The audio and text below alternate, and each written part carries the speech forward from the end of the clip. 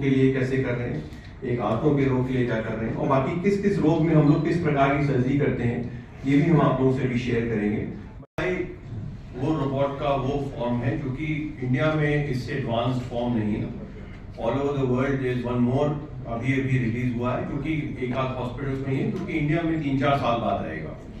Sir कौन सी surgeries हो सकेंगी इससे?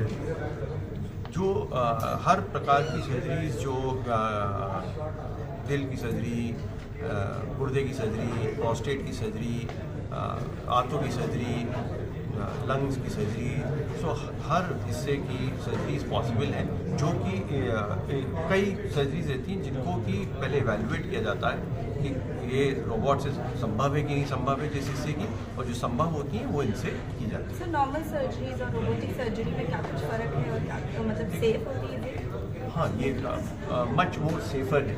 एग्जाम्पल के तौर पे आप इस तरह समझिए कि मान लीजिए कि किसी को गुर्दे में ट्यूमर है, और कई बार हम लोग को ये निर्णय लेना होता है कि हम पूरा गुर्दा निकाल लें और कुछ हिस्सा बचा लें।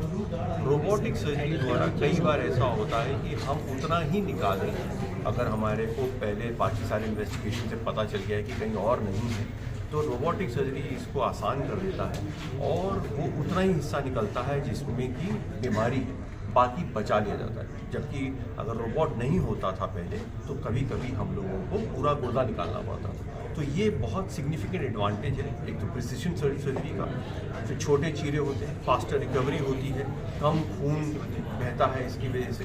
सो ओवरऑल पेशेंट के लिए बहुत बेनिफिट। लेकिन हम लोगों ने क्या किया है कि जो मूल खर्चा है सामान का, केवल उतना ही ले रहे हैं। ये डिपेंड करता है कि किस मरीज में कितना सामान यूज हो रहा है।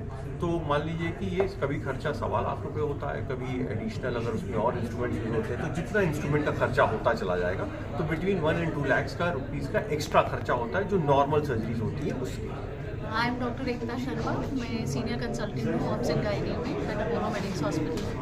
मैं doctor consultant obstetrics and gynaecology at Apollo Medics. Robot surgery की बात करें तो ये किस तरीके से काम करती है? रोबोटिक सर्जरी लैप्रोस्कोपिक सर्जरी का एक एडवांस्ड वर्जन समझे, क्योंकि इसमें हम लोग 3D विजन के अंदर ज़्यादा प्रिसीजन के साथ बिना बड़े चीरे के हम लोग कोई भी सर्जरी कर सकते हैं।